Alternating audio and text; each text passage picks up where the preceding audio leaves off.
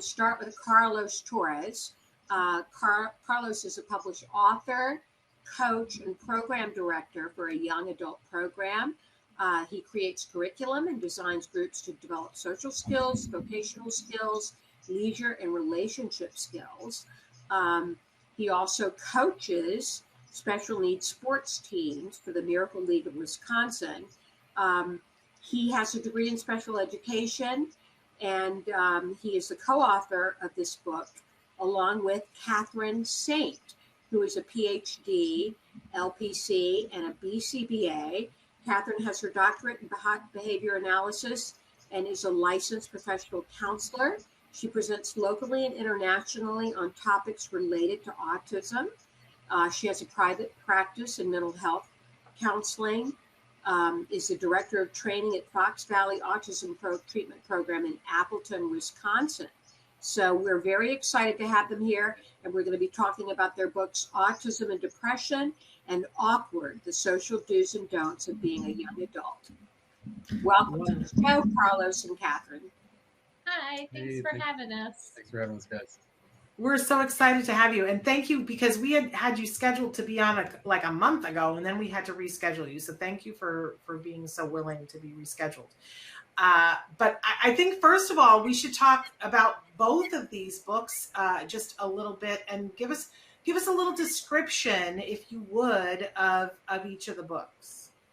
Sure, I can kick it off and start with the Awkward book, Awkward, the Social Do's and Don'ts of Being a Young Adult.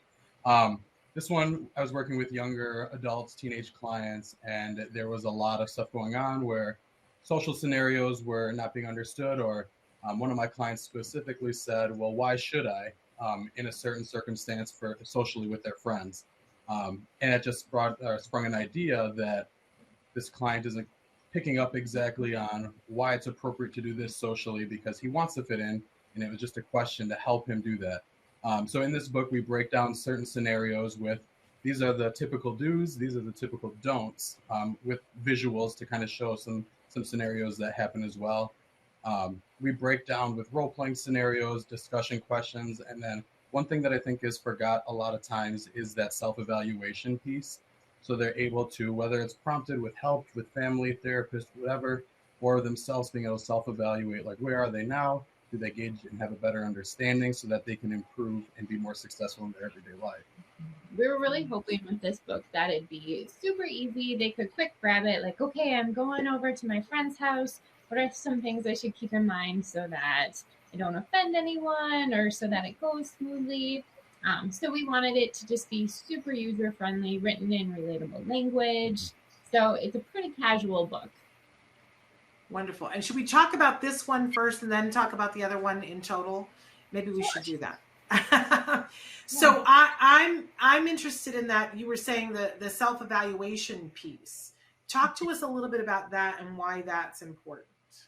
So if we're working on shaping social skills, but there's zero awareness around that you're doing that, or that that's something that is impacting your relationships, it's really hard to change. So really that first step is just bringing awareness to, okay, what behaviors do I need to be mindful of? What behaviors are really impacting my environment in a way that I like or in a way that I don't like, so that I can be aware of the consequences or how I want to change. So part of that awareness is just identifying, okay, what are we going to work on first? What are the most powerful behaviors that are really going to help you and really going to help you access more meaningful relationships, or help you avoid some situations that are causing you pain, different things like that. Another thing, too, that comes up with it is that we all do this in social situations, right? We meet someone new. When we leave that situation, oh, I shouldn't have said that. I sounded so awkward. Or that really went well. I think I'm going to hang out with them again. Or I enjoyed them. They must have enjoyed me. They asked for my phone number. So we all do this self-evaluation in these social situations as well. It's just having an opportunity for them to be able to break it down and kind of give themselves a ranking system, something that is more black and white and visual, just to try to address all the learning styles that we can. Mm-hmm. And the book is written in a very visual fashion, isn't it?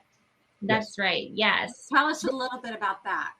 Sure. We have examples of of good body language and different things like that that are going to be helpful in social situations.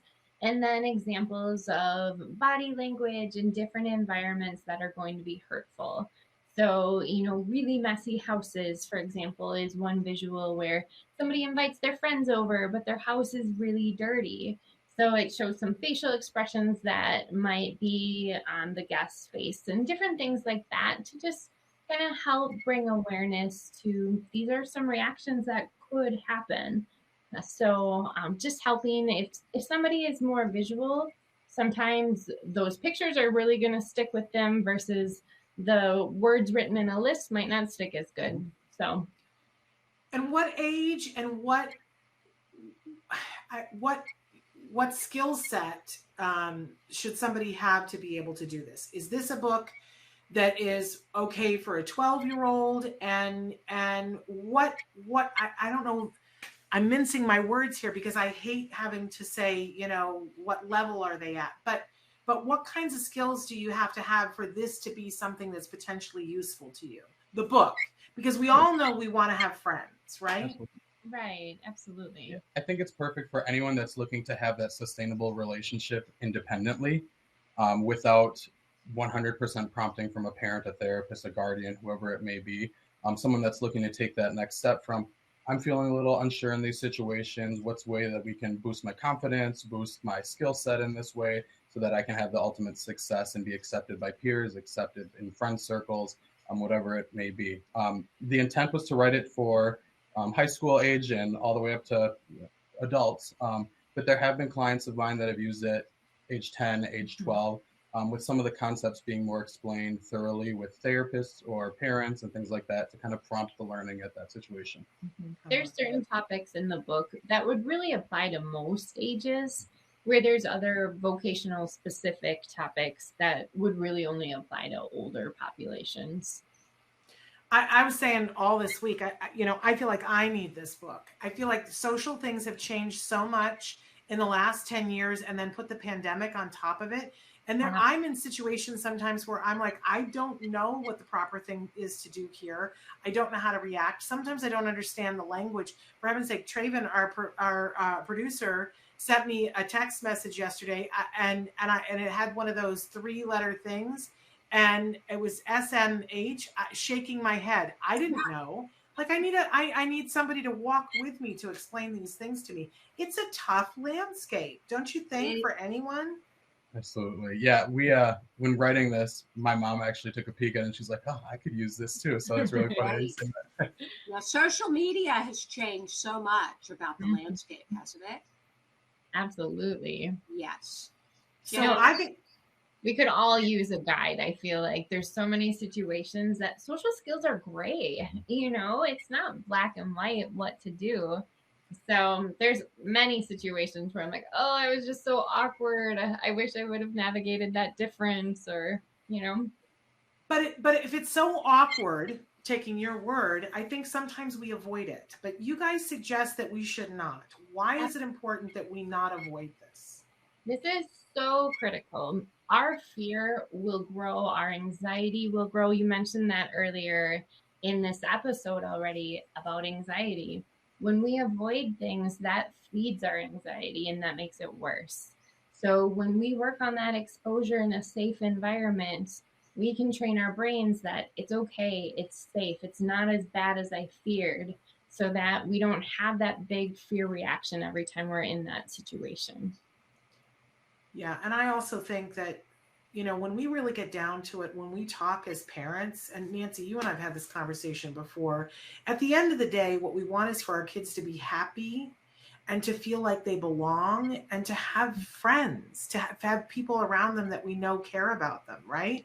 Right. And yet I think that a lot of us, myself included, we become a little paralyzed when trying to work on social skills with our kids because we're afraid that we don't know what to do. We're afraid that they won't know what to do.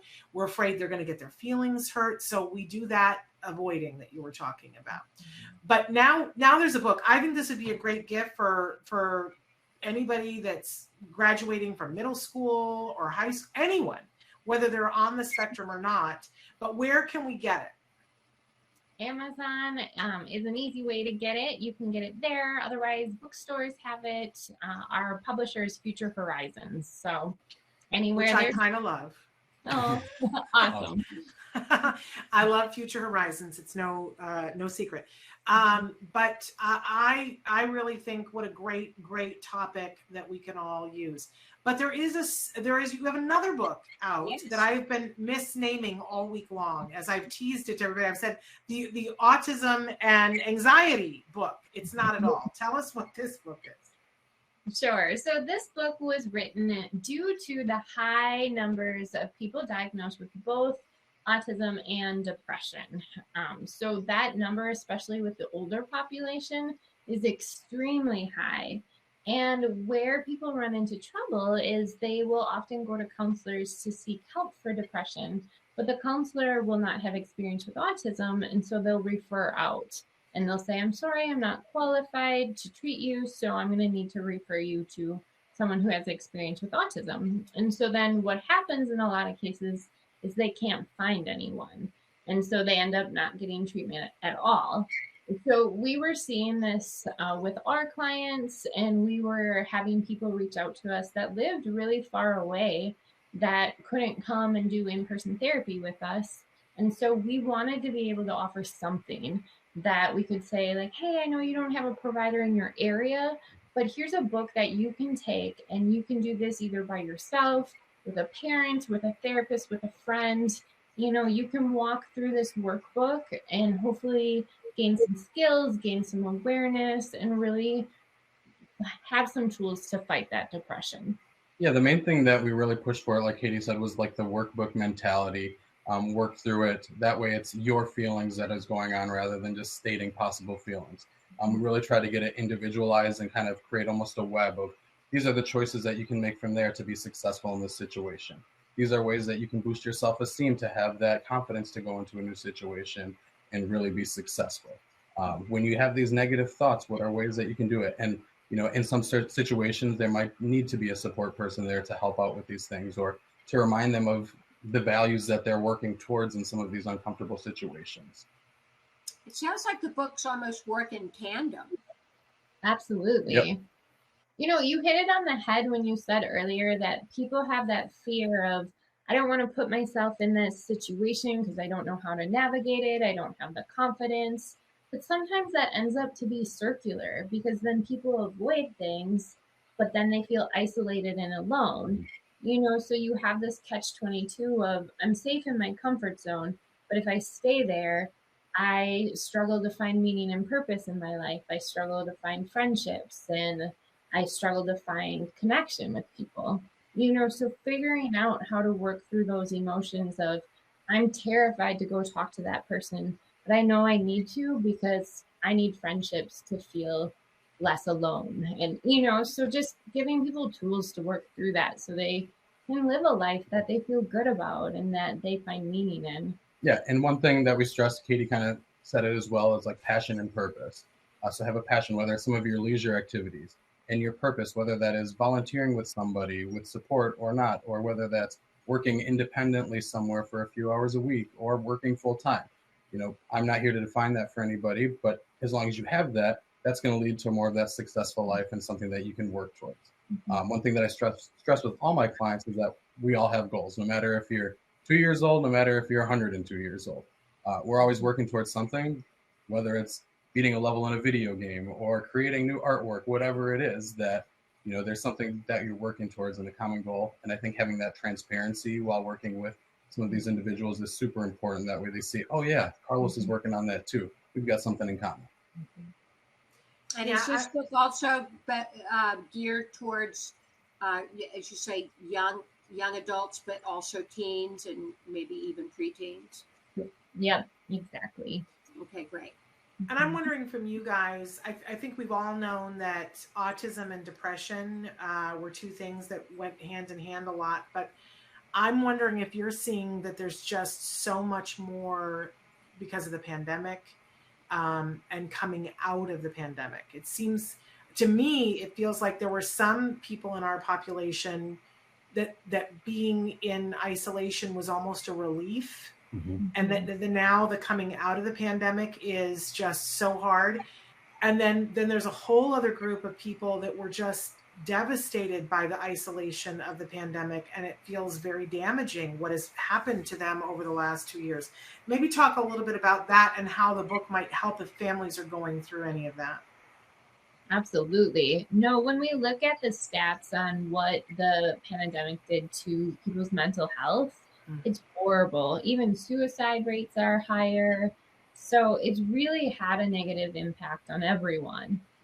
So we've seen with the populations that we work with, some extremes of people have been isolated for a year or two, and they've lost some skills. So now when they're going out in public, their anxiety is way higher because they haven't been exposed to this in a long time, and they've lost some of the skills that they used to have to navigate that. So and some of that self-confidence as well. Absolutely. So they're relearning how to do that, and a lot of times then they are wanting to avoid it. People who had employment before no longer have the confidence to get employment again, and so there's a lot of rebuilding that's having to happen with a lot of the people that we work with. With the individuals we worked with, a lot of, we were shut down for a while, and we were trying to keep everything going, right, for the best interest of our clients. We didn't have physical groups that we got together, whether it was sports groups or board game groups or just social skills, learning groups. So we kind of took the bull by the horns and did this whole virtual stuff, right? So we made a virtual exercise group working on, doing push-ups, sit-ups, all body weight stuff where we could all do something active and moving since we're not moving out of the house. We got different virtual games that we played together, things like that. So we could still keep that social connection alive, because that's a super important thing, right? Having a network, having a safe, reliable group that you can call yours that has your back and you have their back. So we tried to maintain that for a lot of our clients. And it's really cool to the point where a lot of our clients are hanging out on the weekends independently, going over to each other's house, ordering pizza, watching the game, like all that kind of cool stuff. So just really pushing those kind of things with their own interests is good. Absolutely. And Go ahead. I was just going to say, we've had a group chat running with our clients as well that goes 24/7 almost, where they're able to just share about life.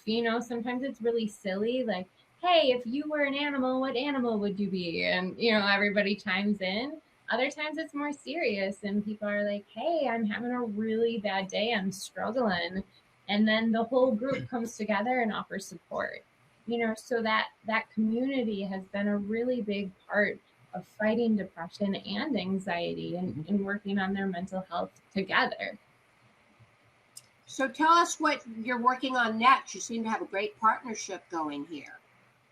Well, we love to provide different resources there's so many people out there that can't access service, and the need is great. So we also have another assessment out called the STAR assessment.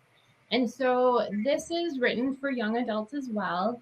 And we have 5 different categories. Actually, I'll let you explain it.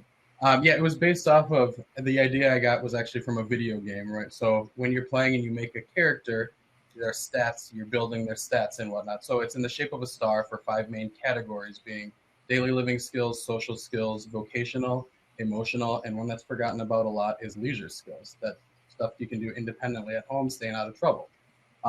So as you progress the core skills, you start in the beginning and kind of spread out towards the tips of those stars, being those 5 major points, assessing different prompt levels if you're able to do it independently with verbal prompts that don't hinder progress. And then if you can't do that skill at all, that way you're really targeting, like they would be red skills as we call them in there, that you're working on that skill acquisition and you're furthering, your advancement that way towards the tip of the star. So you're trying to level up. That's right. So this is a great resource for any parent, regardless of if there's a diagnosis or not. You can take this assessment either online, or we have a hard copy that you can get on Amazon, where you can just assess. There's 252 questions, and you can just see where your child is at or where you are at. I did not score a perfect score on this assessment. For the record, I've got a few things to learn. But it can be really helpful because as a parent myself, I've had blind areas where I've just been doing things for my child where I'm like, oh, I guess this is something that he is capable of, and it would help him for me to let him work on this, and so it's just been helpful for kind of creating goals. And in the back of the book, we have a program sheet for every single goal that describes what the purpose of it is and just some ideas for how you can work on it or what some sub goals would be to help get you there. Okay, so is this book out already and the assessment is out or the whole thing is out? So we have the book out. It can be purchased on Amazon, and then we have a website, thestarassessment.com. We are working on getting research published on it as well. So that is in the process right now, which is not complete yet. What is the name of the book? The STAR Assessment. The STAR Assessment. So people think that's available right now for people to order online. Absolutely. What a great thing. I didn't know about that. And what a great thing. I always say, when you go to the mall, there's a map and you go to the map and it says you are here. And then you can chart a course. Well, I want to get to Macy's. So I'm here. How do I get to Macy's from here? And when my son was diagnosed with autism, and Nancy, you can speak if it was the same thing for you, but I was like, where am I? And where am I trying to get to? And can we chart a course? And nobody would even tell me where I was. At the time, we didn't have the levels. And I don't think anybody explains the levels to parents really well now, because parents always show up and they show up to say one number and it's two numbers, right? But I remember saying, well, so where are we on the continuum? So he's on the spectrum of autism. Where are we? Nobody could tell me in the beginning, in the early days. And I was like, well, what are his strengths? What are his weaknesses? Nobody could tell me. So what an amazing thing that they could go and see, like on the map at the mall, you are here, because then you can chart a course.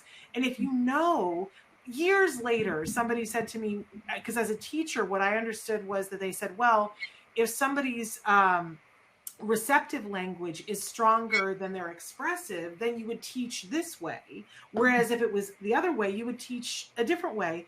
That made total sense to me. But I was like, why has nobody told me where my son is on all these different levels? I wanted to know. So that's pretty exciting. And they can get that assessment, the STAR. The STAR Assessment is what it's called. And then the website is thestarassessment.com. Okay. Well, that's really exciting. The other thing that we offer is we have a Teachers Pay Teachers account that we created after doing a few public speaking events where people wanted just different pieces of our books. They didn't necessarily need the whole book. So they wanted maybe just handouts, different things like that. So on our Teachers Pay Teachers account, we have just individual handouts for perspective taking, or we run a healthy relationships class together. And so we have some curriculum for that on working on different relationship issues and things like that are just really easy. Like sometimes they're one-page things. Sometimes we have bigger activities that are more of a larger PDF that you would purchase, but those are just quick resources for people. If they're looking for something, they can just grab and go. Yeah, for example, some of the two bigger lessons that we have is one is like building conversation and language. So there's three parts to language and conversation. There's that communication verbal piece, the nonverbals, and then your like tone of voice. So breaking it down and how you really do those three in three different columns where you can almost map out different conversations and how to address those. As well as one that we're just creating now is we are going through for our young adults again and making a budget simulation for a month. So kind of taking what someone's making for a job, for their, how much they're bringing in, what are taxes, what are bills, what are all those things that are going to be coming up for someone that's looking to move out to be as independent as possible. And where can people get these? Where can they access these? So our Teachers Pay Teachers account is called Mind, Body, and Success. So when you go to Teachers Pay Teachers, if you search that, it comes right up. We may have some viewers who aren't teachers and so they don't know about that particular site. Maybe tell them a little bit about what they'll find on Teachers Pay Teachers. Sure. It's a really cool site. I don't know how long it's been around, but basically there's a lot of creative people in the world who have made things. And this website is basically a host for teachers, counselors. I think there's other professions on there as well that they sell products for. But there's just a ton of different resources. It's kind of like Etsy for teachers, right? Yeah. That's a great way to describe it. So you can just get lost looking at countless really cool things on there. So we would create all these lessons and worksheets and whatnot for some of our groups, and we decided we might as well share them with everybody and give people the opportunity to use some of these things, since it's been really cool success or really cool stories that we've had with some of our clients and things that just clicked, which has been fantastic to see. For sure. In the state of Wisconsin right now, the wait list for people needing services is in the thousands. You know, so we just feel passionate about getting more resources out there. There's tons of parents desperate for, I just want something to help my child. And so we're trying to put resources out there to help people. And, you know, there's not that many services for young adults. So that's kind of big part of our focus is trying to get more resources in that area as well. And there's the website for everyone. Traven just put it up. This is great that you're empowering parents and individuals to be able to do some of these things themselves. And so, let's take just a minute for you to talk a little bit about, these are great resources for any of us that are anywhere really in the world, but you also are a great resource for people local to you. So if somebody does live in Appleton, Wisconsin, where do they need to go if they're like, oh, I got to have more of these people? They're my neighbors. Well, if you are local, you can go to our website, foxvalleyautism.com, and you can reach out there. Otherwise, you're welcome to email us. My direct email is ksaint@foxvalleyautism.com. And mine is ctorres@foxvalleyautism.com. And we, you know, it's crazy because Wisconsin is a big state. I don't mean to act like it's a small state, but we have a viewer who has been with us forever, who's very prolific and writes a great deal, and we think very highly of him. And so I'm wondering if you guys know him, which is crazy, right? But are you familiar with Mike Hipple? Yes. Yeah, Oh, I know. okay.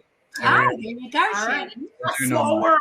Yeah. Small world. Yeah, Mike is a friend of ours. Mike appeared on our show, and he's a viewer that we really appreciate, and is a great advocate for assistive technology. Is always speaking out about how important it is for parents to make sure that they give everyone the ability to communicate, because Mike himself was not given assistive technology until when he was older, and he says, I always say to people, if you're hemming and hawing about if your child is not able to communicate and they've said you need to start working on assistive technology and you're really dragging your feet on it, first of all, understand the studies which show that they're more likely to get to verbal communication if they have a means to communicate, but then talk to Mike.